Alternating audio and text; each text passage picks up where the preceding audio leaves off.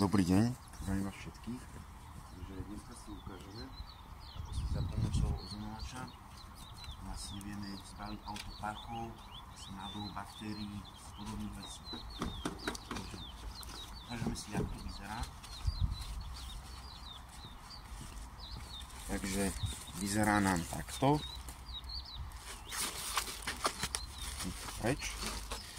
Takže ozonovač má vlastne časovač, ktorý si nastavujete podľa potreby. Používa sa nielen na čistenie automobilov, ale aj na čistenie domácností, priestorov, nejakých miestností. My sme sa zbavili pachov, takisto aj toalety alebo kúpeľní. Samozrejme predtým je si dôkladne priestor, či je to automobil alebo domácnosť alebo kancelária, dôsledne si priestor vyčistiť. U automobilov to robíme následne, že si vozidlo povysávame, zbavíme prachu, po prípade automobilu vytepujeme v ňom koberce autosedačky, počkáme, kým nám vozidlo vyschne a potom vlastne použijeme takýto ozonovač.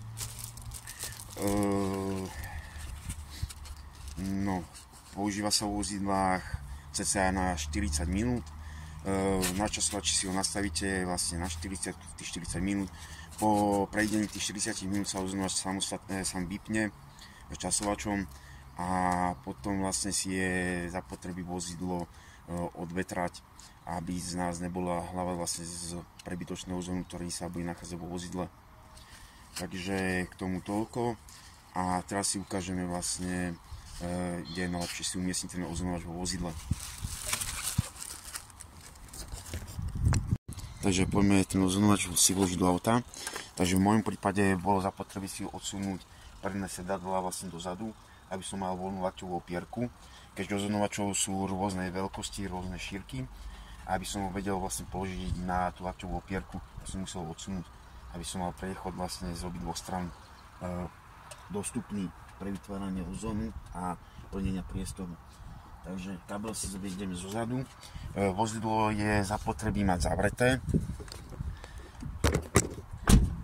A zo zadných dverí si dáte vlastne kabel s tým, že najlepšie možno bude, keď vlastne kabel si urobíte takto a zvonka budete mať napojenie na tú predĺžovačku pre istotu, takže tak. Po dobe uplynutia 40 minút, ktorý si nastavíte na časovači toho ozonovača, vlastne sa samostatne vypne ten časovač a vypne tým ozonovač a vlastne vytváranie ozónu vo vozidle. Potom si bude zapotreby vlastne auto dobre odvetrať, keď s ním budete vlastne jazdiť, aby vás pritom nerozbolila hlava pri tom ozóne, ktorý tam ostane vo vozidle. Takže tak, budete cítiť vlastne po ozonovači vo vozidle, ako by ste sadli kvázi do nového auta.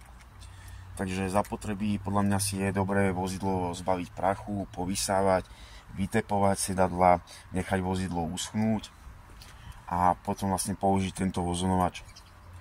A zbavíte sa na 100% určite pachov vo vozidle, ktorý máte buď po svojich štvornohých miláčikov mokrých, keď si boli s nimi na prechádzke, keď pršalo, alebo skrz nejakých iných vecí, niečo sa vám tam, nejaký nákup sa vám tam niečo z nákupu rozlialo, a tak a pach vám tam ostal, keď ste to vlastne povrchovo vyčistili.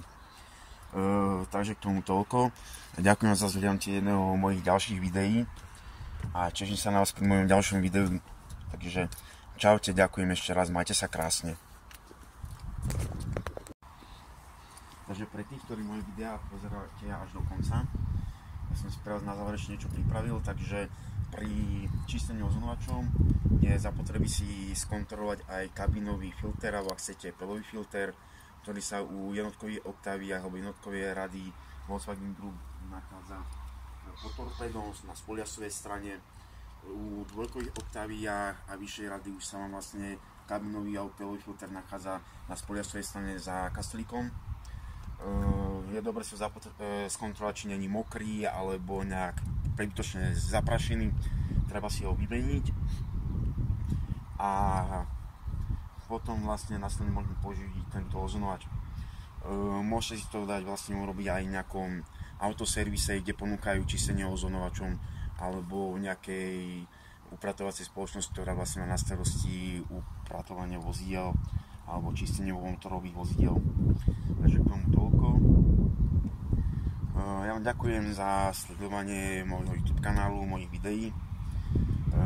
Robím ich pre vás, takže k tomu toľko. A ďakujem teda za zhliadnutie môjho jedného z ďalších videí a teším sa na sledovanie, ktoré budete sledovať moje ďalšie video. Takže ďakujem vám, čaute, majte sa krásne.